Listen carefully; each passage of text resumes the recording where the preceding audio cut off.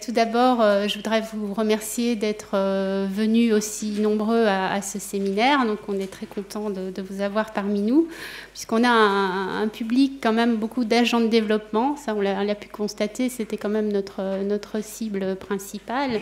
On a des organismes, quelques organismes de recherche. On a beaucoup de structures de développement agricole et les CIVAM tout particulièrement sont venus en force. On a quelques agriculteurs, je crois qu'il y en a deux, donc je vous remercie d'être venus. Il y a quelques organismes de formation aussi et quelques régions qui sont présentes et bien sûr les parcs qui sont venus en nombre, hein, puisqu'on a 22 parcs, je crois, qui sont présents à ce jour. Alors ce projet locataire, donc locataire, ça signifie développer et organiser les circuits courts donc pour répondre aux attentes des territoires. Ce projet locataire a démarré en 2010. Et en fait, il a été initié, non pas par moi, parce que j'étais en congé parental, mais par Cédric Conto, qui était dans la salle, mais je crois qu'il vient de sortir, et Gilles Maréchal, donc, de la FR CIVAM. Donc, c'est bien parce qu'ils sont venus voir ce qui s'était passé. Et puis Claire Héniche aussi, qui avait travaillé 6 mois sur ce projet, avant que je reprenne mes fonctions, et qui a continué sur ces questions de circuits courts, parce qu'une fois que ça vous prend, on continue. Donc les circuits courts dans les Andes, un programme de recherche mené par Agrocampus. Donc les partenaires donc, de ce projet, qui animent ce projet, donc la Fédération des parcs naturels régionaux, donc, qui est la structure qui joue un rôle d'animation des parcs. Donc nous étions chefs de file et nous occupions aussi la partie administrative sur laquelle je reviendrai un petit peu à la fin de cette vidéoprojection. Et donc notre partenaire technique qui nous a aidés sur le plan surtout méthodologique, donc la FR CIVAM Bretagne. Rapidement, là, je vais vous dérouler très rapidement le plan d'intervention. Pardon, excusez-moi. En rappelant que vous avez le diaporama dans vos dossiers participants. Donc on va parler du contexte du projet en tant que tel, hein, vous présenter un peu plus comment ça s'est mis en place, comment ça a fonctionné, les enseignements, les différents enseignements qu'on a pu tirer de ça, même si là c'est des premiers éléments, hein, le projet n'est pas finalisé, du coup on est dans des premiers éléments, et ensuite quelques productions, les atouts et faiblesses du projet, et ainsi que les perspectives de recherche et les questionnements. Un élément de contexte, c'est vrai qu'on était dans les premiers projets innovation et partenariat qui sont sortis, enfin du moins dans une nouvelle génération, hein, il y en a eu avant qui ont traité du sujet, mais ça a été le premier d'une longue série en fait. Et donc dans ce cadre-là, nous, ce qu'on a plus particulièrement traité, c'est les circuits courts à l'échelle des territoires. Donc c'est aussi les agriculteurs avec les autres agriculteurs du territoire, les autres acteurs du territoire, et pas uniquement. Donc on a joué sur finalement l'alimentation. Est-ce que c'est un nouvel ingrédient pour développer les territoires? Donc on a centré notre réflexion là-dessus, et c'est vrai que petit à petit il y a des projets qui ont émergé sur les références en circuit court dans les cadres pour les agriculteurs, pour comment la restauration collective, et du coup ça nous a permis de nous recentrer aussi sur l'aspect alimentation et territoire. Et aussi, donc, comme on l'a rappelé précédemment en introduction, on a vécu aussi l'émergence. On a vécu la phase d'émergence et donc on a essayé de décrire cette phase d'émergence au sein des territoires, comment ça se structurait. Donc c'est intéressant de voir comment les territoires sont rentrés en dynamique finalement dans le cadre de ce projet. Et du coup, on a eu la chance d'observer ça. Et donc, c'est notamment le plan renforcer le lien circuit court producteur et consommateur qui a lancé toute cette dynamique-là. Alors, concernant les objectifs de ce projet, on peut dire qu'ils étaient organisés en 3 axes.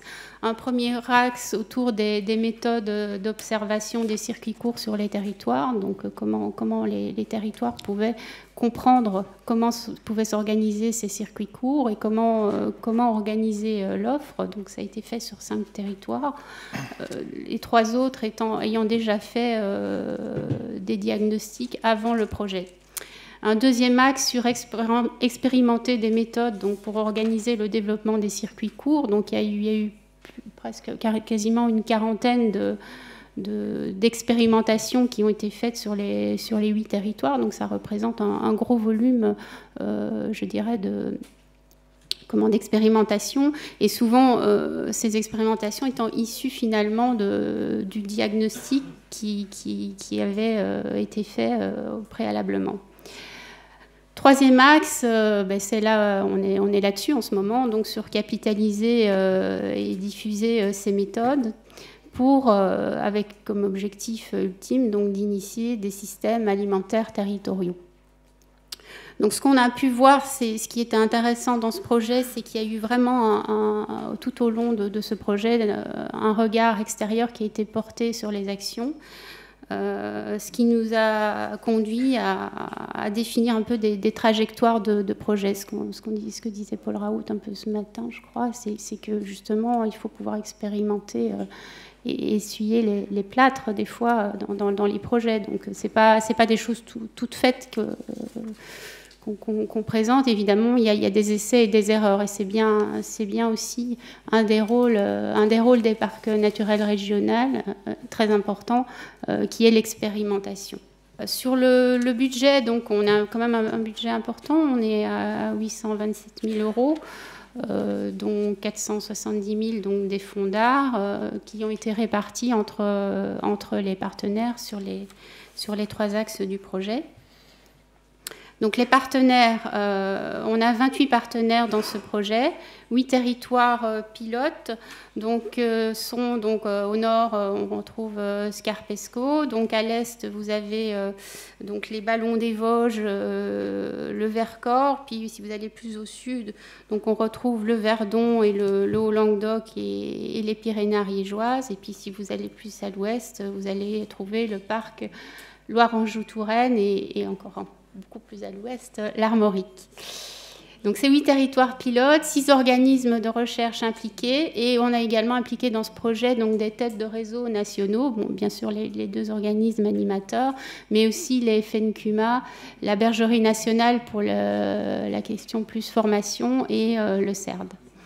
Donc là, vous retrouvez tous ces partenaires territoriaux, donc à chaque parc ont été associés des organismes de recherche, parfois le même organisme de recherche pour 2 parcs, et donc des organismes professionnels agricoles, que ce soit CIVAM, Chambre d'agriculture ou associations d'agriculteurs comme la PAP ou l'ADEB. Donc vous retrouverez tous ces partenaires évidemment dans les ateliers, parce que tous ces partenaires ont été associés à l'organisation des ateliers de cet après-midi. La gouvernance du projet. Alors, c'est un projet donc, qui était organisé autour de comités scientifiques et techniques à l'échelon national, donc qui regroupaient tous les partenaires, donc qui se sont réunis 2 à 3 fois par an. Donc avec un regard, comme je vous le disais, extérieur porté au projet, un regard réciproque des territoires. Et puis un comité de pilotage qui s'est réuni 2 fois, plus pour valider les grandes orientations du projet. Et puis chaque territoire a constitué des comités techniques au sein du territoire, donc comprenant les 3 partenaires que j'ai cités, parcs, organismes agricoles et puis recherche, et puis d'autres partenaires, que ce soit les consommateurs, que ce soit les régions, enfin des fois les comités territoriaux réunissaient jusqu'à 50 personnes. Donc il y avait tout ce volet gouvernance qui était important dans ce projet, de soumettre en fait les idées d'expérimentation qui se préparaient à ce comité territorial. Et ça a suscité souvent aussi des partenariats nouveaux. Le fait de présenter un diagnostic territorial ça a pu susciter des partenariats qui n'étaient pas forcément prévus. Alors je pense en Loire-Anjou-Touraine avec Aspire, qui est une association sur la restauration collective. Donc vraiment, ça, je pense que ces comités territoriaux avaient tout leur rôle dans ce projet, et ça fait partie aussi de la méthode d'observation. Alors rapidement, un petit phasage du projet, parce que c'est un projet à 28 partenaires, c'est toujours assez compliqué de mener ça. Donc on est sur 3 années, 2010, 2011 et 2012. Donc on commence par un comité scientifique et technique d'ouverture, de lancement du projet. Un peu de la formation autour de la méthode de diagnostic, et puis donc les premiers parcs lancent les diagnostics initiaux, pendant que d'autres qui avaient déjà fait des diagnostics lancent déjà les expérimentations. Les expérimentations se sont faites sur tous les territoires durant toute la durée du projet, sachant qu'il y en a encore qui sont en cours. C'est là aussi toute la difficulté d'un projet CASDAR, c'est de se regarder pédaler, comme dit Blaise souvent, et il faut sortir des méthodes quoi, en même temps. On a créé aussi un espace collaboratif sur Internet, donc qui nous permet aussi d'échanger les informations. Alors ça, on va peut-être en discuter, mais l'idée, ce serait peut-être de l'ouvrir à plus de personnes à l'issue du projet, de manière à ce que toute cette matière puisse être valorisable par tous.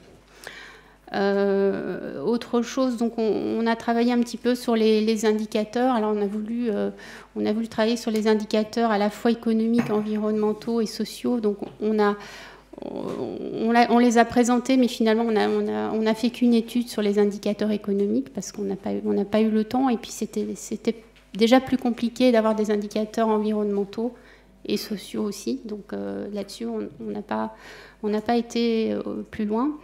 Il y a des études de diagnostic qui ont été faites en fait tout au long du projet. Donc il n'y avait pas que les diagnostics initiaux. Par exemple, Loire-Anjou-Touraine, le parc est en train de faire un nouveau diagnostic. Que dire d'autre? Oui, sur la partie capitalisation, en fait on l'a démarré au milieu du projet. Donc ça, c'est un point important dans la conduite des projets aussi. Et peut-être qu'on est allé un petit peu tard là-dessus. C'est de pouvoir réfléchir aux outils de capitalisation du projet très en amont. Alors, c'est difficile, mais je pense qu'il faut le faire. Donc on a eu un stage sur l'élaboration d'un guide. Donc le guide, vous ne l'avez pas en main puisque le projet n'est pas terminé et que c'est un travail qui est en cours. Mais c'est important donc d'avoir ce travail en amont. Et on a beaucoup travaillé au sein donc, de ces comités scientifiques et techniques sur l'élaboration du guide. Et donc, il y a eu beaucoup d'allers-retours entre le stagiaire, nous, et les partenaires. Donc, la stagiaire qui est présente ici, qui est Clarisse Nunez. Et puis, il y a tout l'aspect administratif qui est très lourd dans un CASDAR comme ça, avec 28 partenaires. Donc, avec chaque année, les petites flèches, c'est quand on doit présenter les rapports techniques et financiers. Tu parlais de l'espace collaboratif, donc on voulait juste vous montrer une image parce que c'est un centre de ressources quand même important qui permet au fur et à mesure de glaner, de capitaliser toutes les ressources électroniques. Donc ça, c'est important d'avoir cet outil. Et justement, oui, ça peut être dans la réflexion de valorisation, il y a aussi cet aspect d'ouvrir cet espace collaboratif. Par rapport donc à la méthode, maintenant si on rentre un peu dans les enseignements qu'on a pu retirer, donc la caractéristique des circuits courts à l'échelle des territoires, c'est que on a une diversité très large d'acteurs. Et donc notamment dans la dynamique de diagnostics initiaux et d'observation des circuits courts sur les territoires. Je vais vous présenter ici les différentes phases qu'on a pu avoir et qui se sont déclinées. Notamment, il y a plus de la moitié des parcs qui ont souhaité commencer ce travail depuis le début, puisqu'ils n'avaient pas connu d'éléments préalables. Et ça permet construire une connaissance commune, ce qui est très important pour des acteurs qui sont relativement cloisonnés. Et surtout, ça permet aussi d'avoir un espace de discussion et de pouvoir poursuivre comme ça un développement des expérimentations ensemble. Donc on commence par décrire les contextes territoriaux, puisque l'alimentation, les circuits courts sont un élément parmi tant d'autres au niveau des territoires. Donc il faut pouvoir décrire l'organisation du territoire, comment elle est située, le système agroalimentaire, que représente la production agricole, dans quel type de... Est-ce qu'elle est spécialisée? Est-ce qu'il y a une production qui est plus dominante que l'autre? Des éléments comme ça. Et aussi des éléments sociodémographiques. Donc il faut savoir, par exemple, en termes de nombre d'habitants, si c'est plus une dynamique urbaine, rurale. Des éléments aussi de contexte touristique. Tous ces éléments-là sont fondamentaux pour pouvoir dessiner un petit peu le contexte territorial et pour pouvoir inclure l'alimentation et qui plus est les agriculteurs, enfin les circuits courts et les agriculteurs dans cet ensemble-là. Donc la deuxième phase, c'est choisir l'échelle territoriale, parce que l'échelle territoriale, ça a été un sacré sujet, puisqu'on raisonne souvent sur des éléments administratifs, hein, sur qui des départements, des parcs, et tout ça s'entrecroise, et du coup, on a dû travailler sur cette notion d'échelle territoriale, et donc on a eu deux approches en fait par rapport à cette dynamique échelle territoriale. La première, ça a été de partir sur finalement c'est la consommation qui va déterminer un petit peu l'échelle, et on est parti sur des bassins de vie alimentaire, sur la notion de bassin de vie alimentaire, et ça permet vraiment de faire ressortir la dynamique alimentaire et d'embrasser tous les acteurs qui sont présents et pas simplement les producteurs. Et donc ça permet cette approche-là permet d'avoir donc même si elle est un peu gourmande en temps, ça permet d'avoir un élément qui relie bien au contexte territorial. L'autre approche qu'il y a eu, c'est par rapport à des types de vente de circuits courts. Bon, par exemple, on peut avoir la restauration collective, où on peut avoir un certain nombre de marchés ou de points de vente collectifs. Donc on va restreindre le champ par famille. Donc ça, c'est le choix qu'ont fait certains, puisque ces démarches de diagnostic, souvent on est mangé par le temps et par les moyens, et du coup on est obligé de restreindre. On n'a pas réussi sur un parc à avoir des éléments exhaustifs. On a fait souvent un zonage, on a fait un zoom sur un certain nombre de points. Ensuite, on passe à une autre phase, c'est celle d'enquêter les acteurs, d'aller interroger la source. Et du coup, là aussi, il y a deux démarches qu'on a utilisées. D'abord, et qui se fait en fonction des objectifs qu'on a et des enjeux qu'il y a au niveau du territoire. On peut rentrer par les producteurs, on peut faire une entrée producteur et donc enquêter tous les producteurs qui sont en circuit court. Et là, il y a nous à l'époque on l'avait pas, hein, mais il y a une source récente qui demande à être investie, c'est le recensement agricole, qui donne beaucoup d'éléments et qui mérite d'avoir des extractions, de travailler sur des éléments et de croiser toutes ces données qui sont très riches. Non, nous on l'avait pas, mais donc il y a quelques territoires qui sont allés sur cette entrée parce qu'ils voulaient accompagner les producteurs, et donc c'était leur préoccupation. Une autre entrée, c'est par les lieux de vente en fait, qui permet justement d'avoir une certaine dynamique et l'ensemble des acteurs. On peut par cette entrée-là, interroger par exemple des associations intermédiaires qui font des paniers comme les Jardins de Cocagne ou Aspire que tu as cité, ou des services sociaux du Conseil général qui peuvent intervenir là-dedans. Donc c'est vraiment important d'avoir cette double possibilité. Et ça dépend évidemment, comme je le redis, des objectifs qu'on a. Ensuite, il y a un quatrième phasage où là, on va... si on a besoin, après ce premier phasage, et c'est souvent ce qu'ont fait les territoires dans un deuxième temps, on va faire un zoom plus précis, donc on va faire un diagnostic thématique par type par exemple par type de production. On prend la viande, ou par type de produit, on prend la viande par exemple, et donc on étudie tous les acteurs qui interviennent dans le domaine de la viande. Ou alors on va prendre un type de modalité, par exemple on va approfondir sur la restauration collective, et sur un certain point sur par exemple les collèges, donc on va pouvoir aller zoomer un petit peu. Et ensuite il y a une cinquième étape qui est très importante, puisqu'elle permet, comme je le disais précédemment, d'avoir un espace, un lieu d'échange. Et donc, en fait, la diffusion va se faire soit en interne à travers les comités territoriaux, à l'intérieur du territoire, à travers ce qu'on a appelé des tournées territoriales, où on diffuse par secteur ou par différentes façons les connaissances. Mais ça va servir aussi au grand public ou au public averti par des sensibilisations, pour donner des cadrages, des éléments de cadrage. Tout ça va nourrir finalement un outil permanent d'observation à l'échelle du territoire, qui va permettre justement c'est pas comment on est conscient qu'on fait ça à une date T, mais il va falloir le réactualiser, et on va pouvoir s'appuyer sur tous ces différents éléments pour justement les re-questionner, les refaire vivre, et avoir un outil qui nous serve vraiment à faire évoluer l'alimentation sur le territoire.